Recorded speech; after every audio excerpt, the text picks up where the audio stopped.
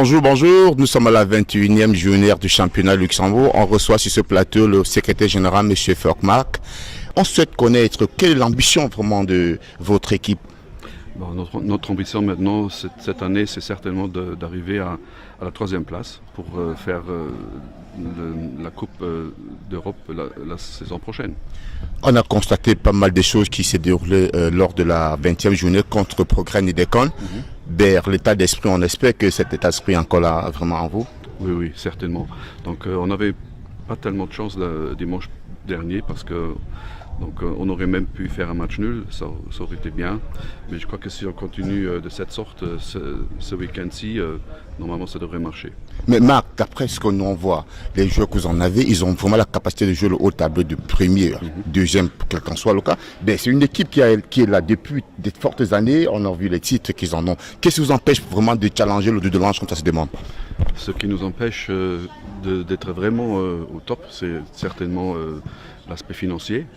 Parce qu'on ne peut pas concurrencer avec des équipes comme Niederkorn, comme Fola et Dudelange. Ça c'est sûr. C'est surtout donc, un problème financier. L'objectif de l'équipe aujourd'hui c'est quoi? C'est gagner. 3 points, ça c'est sûr. Super, donc on va vous reprendre à la mi-temps, vous allez revenir ici avec nous, on va juger les performances de l'équipe et on va parler de 2-3 petites choses. Merci de votre présence. Salut Ndiaye, je te présente aujourd'hui Benoît Lang qui est un des anciens internationaux de Luxembourg. L'esprit de l'équipe aujourd'hui? Écoutez, on est toujours motivé parce qu'on garde dans le mire l'objectif du club qui est d'être 3e. Donc pour l'instant on est pas mal parti. Malgré la défaite de la semaine dernière, on est encore 3e ex-aequo contre le Fola. Donc là aujourd'hui il nous faut gagner pour reprendre notre chemin. Salut coach. Bonjour. Vous allez bien? Très bien, mieux qu'il y a une semaine parce que là on a perdu et j'espère qu'aujourd'hui on va gagner. C'est une équipe, tout le monde se porte bien? Oui, bon, vous savez, après les premiers jours, quand on a perdu, ça va pas, mais après, c'est la prochaine journée qui est importante et aujourd'hui, il faut faire les 3 points. Comme ça, on a peut-être une finale dimanche prochain au Gardenbirch. J'espère qu'eux, ils ne vont pas gagner à Mondorf. Comme ça, nous, on passe devant eux et ça change beaucoup tactiquement. Mais je voulais dire encore une chose, dire sur Dan. Dan, c'était mon joueur à Oberkorn. Et maintenant, on s'entend mieux qu'il y a combien d'années? 15 ans. Il y a plus de 15 ans. C'était un joueur avec un vrai caractère, oui. Bon, allez, Dan, qu'est-ce que tu comptes dire au coach? Vous êtes ravis de le rencontrer? Non, on n'est pas séparés depuis 15 ans. On est toujours ensemble, on est toujours au téléphone, on se parle tout le temps. Coach, c'est comme mon père. Donc moi, pour moi, j'espère qu'il va gagner aujourd'hui, ça m'arrangerait. L'équipe se porte bien, s'il n'y a pas de blessure, tout le monde est vraiment en forme. Oui, bon, j'ai un problème, c'est avec les joueurs transférés. Aujourd'hui, Greg Adler, il est 5 à être transféré. Greg Adler, tout le monde le sait, c'est un des meilleurs techniciens du Luxembourg. Mais c'est un choix que moi je prends parce que moi je crois qu'aujourd'hui, ce qui est très très important, c'est la mentalité. Il fait chaud, eux ils ont joué mercredi, tout ça doit jouer en notre faveur. Et j'espère que moi j'ai raison et qu'on va gagner ce match. Merci coach, on vous souhaite bon match. Nous sommes en train de jouer la 21e journée aujourd'hui. On voudrait savoir l'esprit de l'équipe, l'état d'esprit de tout l'ensemble. Ça se passe comment chez vous? C'est bien, l'ambiance est là, le moral est là? Oui, je crois mercredi dernier on s'est qualifié pour les demi-finales de la Coupe.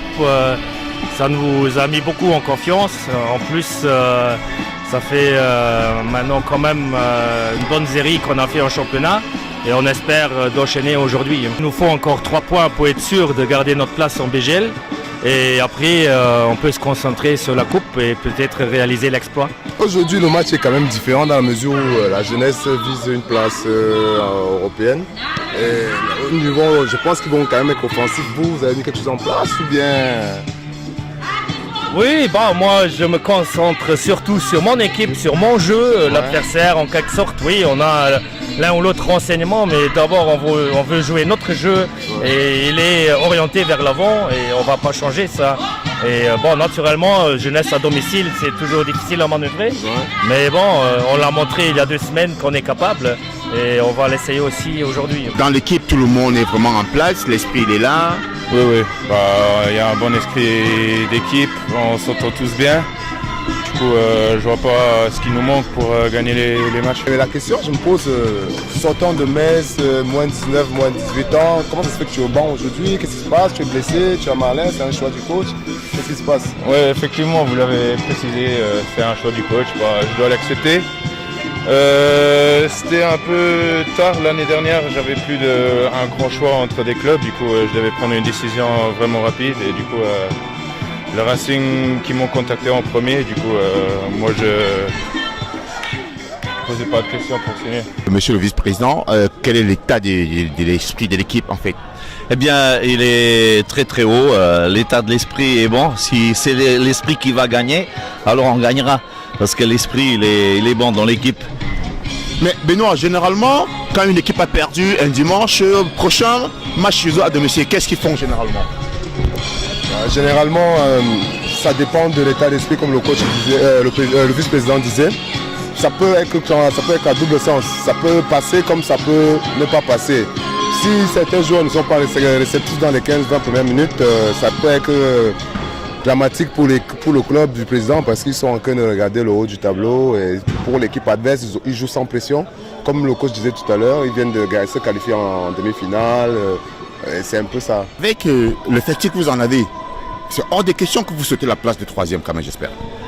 Eh bien, si ça dépend de nous, on veut la troisième place, c'est sûr. Hein, je l'ai déjà dit dans Cannes et dans Caen, je le répète. Les joueurs, pareil, c'est normal. Il y a un grand enjeu en ce qui concerne la troisième place. Maintenant, si l'adversaire qui tient la troisième place avec nous ensemble le veut aussi, ça c'est autre chose. Hein.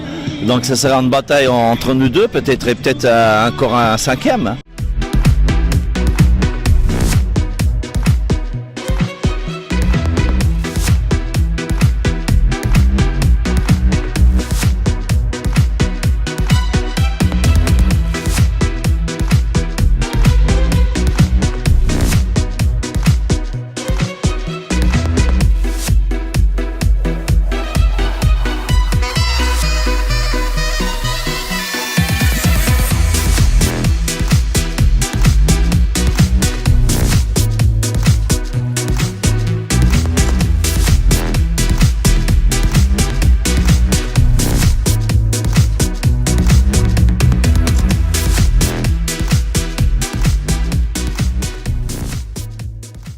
On constate très bien que l'équipe est en place au niveau de la défense, le ballon circule, mais le milieu relayeur a des difficultés, monsieur le président. Oui, quelque part vous avez raison, le milieu, les passes n'arrivent pas. Mais maintenant, vous êtes en train de faire une analyse sûrement sur les derniers 20-25 minutes. Tout à fait. Parce que si on regarde les premiers 20 minutes, on doit mener ce match 2-0 au moins. Hein. Parfait. Surtout 1-0, c'est une grande perte. Oui. C'est dommage pour le joueur, je crois qu'il est frustré aussi, mais ceux-là, il faut les mettre dedans. Hein. En fait, dans les 15 premières minutes, on a vu le jeu était un peu équilibré. Ce qui fait que les deux équipes... les deux équipes étaient encore s'observer. Ce qui fait que quand l'occasion de NJ arrive, dans les toutes premières minutes, il marque, ça change la physionomie du match. Maintenant, ce qui se passe par la suite derrière, ça a été un match un peu plus équilibré. Et au fur et à mesure que le match a avancé, Racing a pris la domination du match. Et la circulation du match se faisait plus rapidement. Il y avait plus de pertes de balles du côté de la jeunesse. Et bon, après, par la suite, le président parlait comme il pouvait gagner 2-0. Mais il pouvait aussi perdre 2-0 parce que l'équipe de Racing, sur la fin du match, a montré quelque chose d'intéressant. Ils ont des joueurs expérimentés quand même au niveau de la défense de Racing. Vous parlez de Racing? Tout à fait. Oui, ça se voit sur le terrain qu'ils ont des joueurs expérimentés. C'est tout à fait vrai. Je donne d'ailleurs raison à Benoît parce que c'est vrai que nos passes n'arrivent pas. Surtout pour les dernières 20-25 minutes, je n'ai pas regardé la montre, mais bon, votre analyse n'est pas une analyse qui est fausse, c'est une bonne analyse. Nous sommes en face d'une équipe qui veut jouer l'Europe. Tout à fait. Bon, disons que notre équipe n'est pas non plus aujourd'hui au poids plus fort. Ouais. Bon, les gens qui ont des cartons jaunes, c'est des gens qui sont vraiment importants. Et voilà, on a déjà dû changer un élément très très compétent, un très bon joueur. Ça n'aide pas.